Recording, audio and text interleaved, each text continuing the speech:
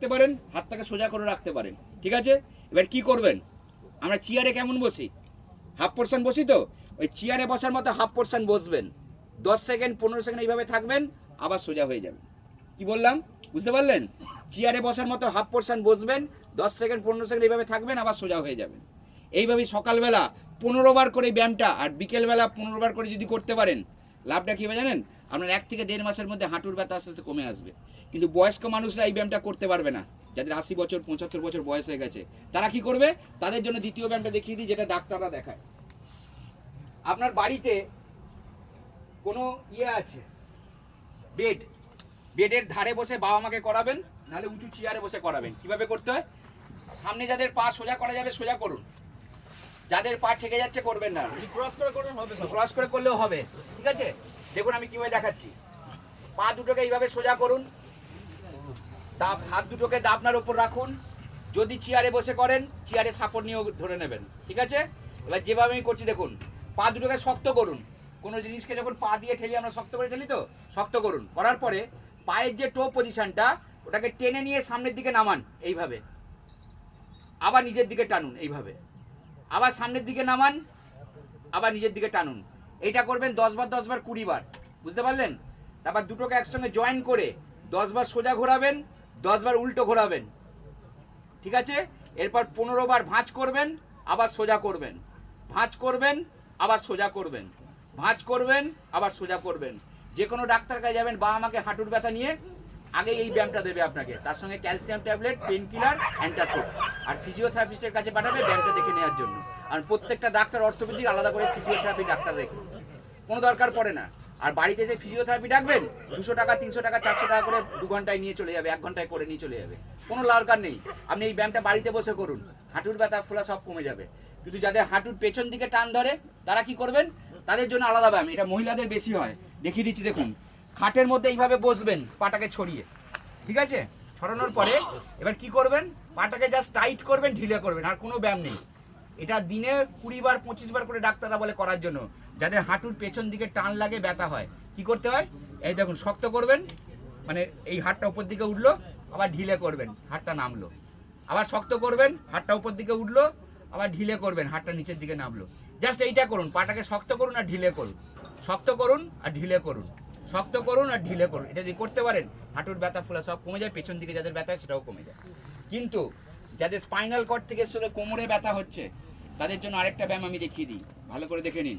স্পাইনের নার্ভটাকে activate করবেন naturopathy অ্যাকুপ্রেশারের মাধ্যমে, তারপরে এই ব্যায়ামটা করবেন। ব্যায়ামটা কি দেখুন আমি দেখাচ্ছি, এটা নিশ্চয়ই অনেকে জানেন। ভুজঙ্গাসন, নৌকাসন জানেন কিভাবে করতে হয়? হ্যাঁ, ঠিক ওইভাবে ব্যায়ামটা করতে হয়। দেখুন আমি দেখাচ্ছি।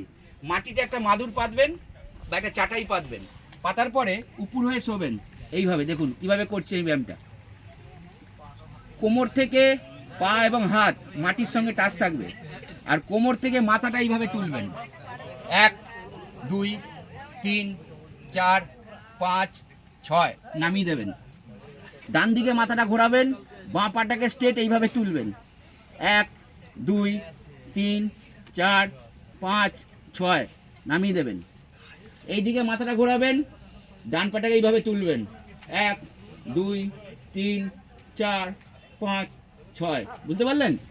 এই ব্যায়ামটা প্রত্যেকটা স্টেপ 10 বার 10 বার করে সকাল বিকাল 2 বার করে করুন। যদি করতে পারেন, আমরা কোমরের ব্যথা, লোয়ার ব্যাক প্রবলেম থেকে রিলিফ পাবেন। Spondylitis, cervical spondylitis, frozen shoulder, maximum থানায় যখন আমরা প্রোগ্রাম দিই, লাস্ট যে আমরা করেলাম বসিরহাট ডিভিশন এবং রানাঘাট ডিভিশন, রানাঘাট পিডি, আমার ভিডিও চাকদা থানার আইসি স্যার দেখেছিলেন এবং নাজাটের পিএসের আইসি স্যার দেখেছিলেন। প্রথমেই আমাকে বলেছেন, বিশ্বাস আমাকে ফ্রোজেন শোল্ডারের ব্যায়ামটা দেখাবেন, আমি বহুত কষ্ট পাচ্ছি হাতে। এটা আপনাদেরও আসতে পারে, কোথাও লাঠিচার্জ করছেন, ঝামেলা হচ্ছে, মারতে গেছেন, আপনার নিজেরই খিজ লেগে গেছে, তারপর থেকে হাতটা তুলতে পারেন না, ঘোরাতে পারেন না। শোল্ডারের নার্ভটাকে অ্যাক্টিভেট করুন। কোথায়? ছবিটা ফলো করুন। দুটো হাতের এই ছোটো আঙুলের নিচে দেখুন নাম্বার 24 শোল্ডার বলে লেখা আছে, দেখতে পেলে একটু বলবেন। দেখতে পেয়েছেন? আর পায়েরও ঠিক কড়ি আঙুলের নিচে দেখুন নাম্বার 24 শোল্ডার বলে করা আছে, দেখতে পেয়েছেন? এই নার্ভটাকে যখন আপনি চাপ দিয়ে অ্যাক্টিভেট করবেন, এই আপনার হাতের মধ্যে, নার্ভের মধ্যে রক্ত চলাচলটা ফাস্ট হবে, টক্সিনটা সরে যাবে। যত রক্ত চলাচল ফাস্ট হবে, টক্সিনটা সরবে, তত আপনার জয়েন্টের ব্যথাটা ক্লিয়ার হবে। এটা ফাস্ট করবেন। তারপর ফিজিওথেরাপির এই ব্যায়ামটা করবেন স্পন্ডিলাইটিস সার্ভাইকাল ফ্রোজেন শোল্ডারের জন্য। আমি দেখিয়ে দিয়ে যাচ্ছি কীভাবে করতে হয়। সোজা হয়ে বসুন, আমি দেখাচ্ছি। গর্দানটাকে সোজা রাখুন। যারা দাঁড়িয়ে আছেন দাঁড়িয়ে করবেন, যারা বসে আছেন বসে করুন।